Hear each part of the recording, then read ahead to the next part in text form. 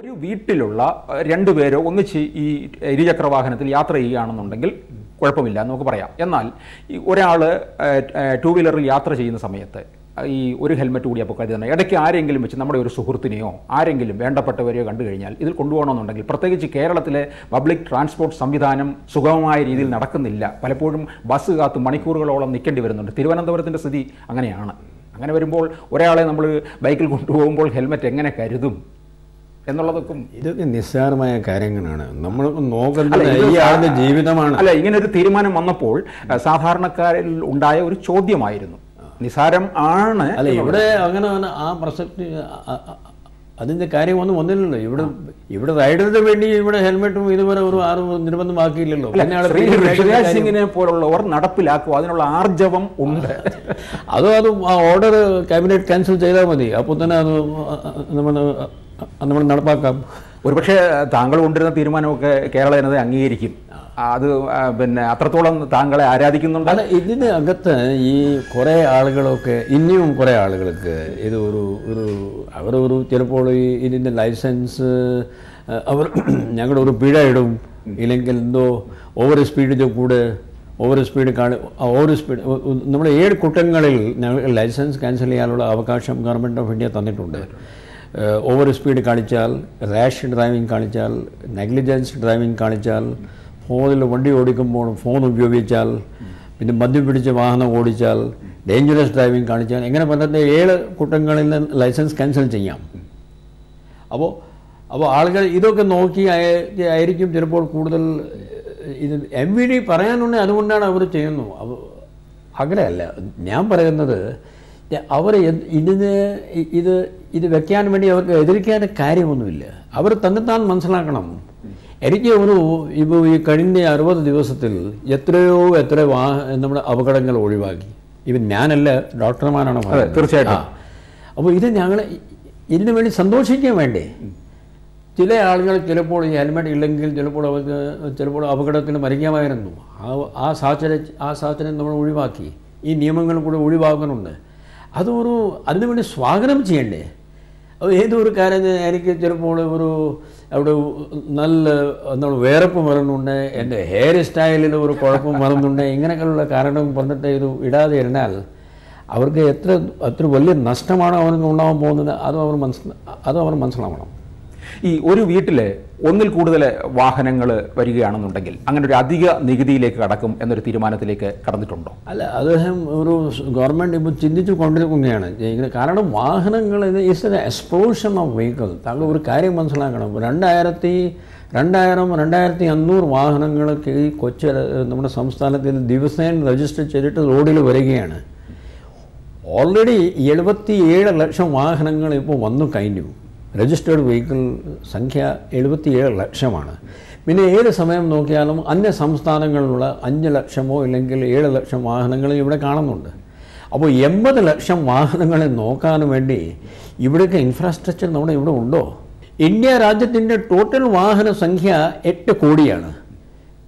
Just imagine. ഇത് ഒരു ചെറിയ ഒരു സംസ്ഥാനമാണ്. 38,000 സ്ക്വയർ കിലോമീറ്റർ, 38,000 സ്ക്വയർ കിലോമീറ്റർ.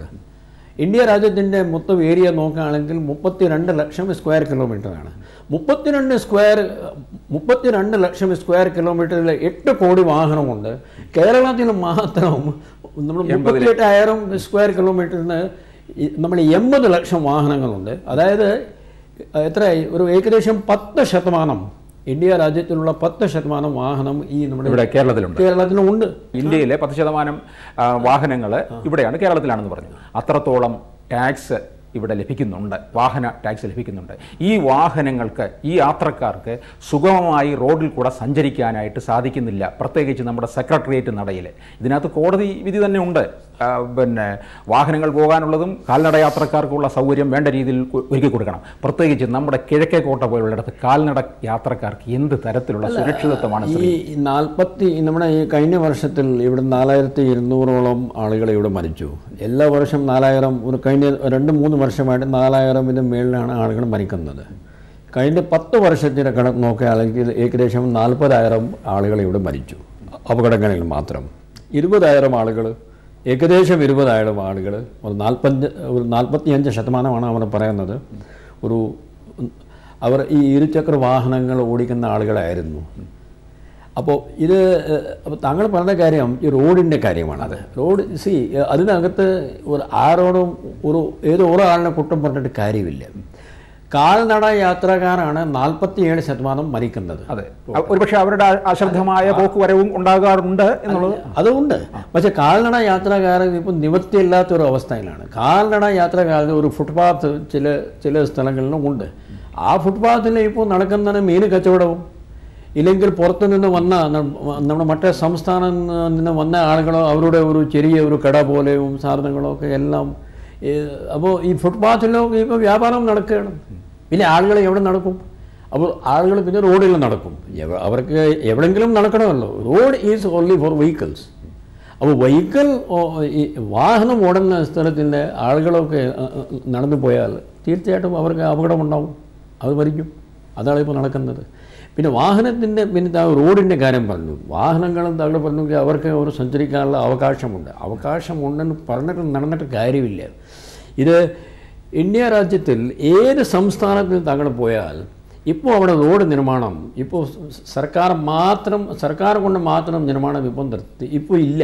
ഇപ്പോൾ എല്ലാം PPP മോഡലിലാണ്. കാരണം സർക്കാർ കുറേ പൈസ തരും, നാട്ടുകാർ കുറേ ടോളായിട്ട് കുറേ പൈസ നാട്ടുകാരിൽ നിന്ന് പിരിയും. പിന്നെ മറ്റേ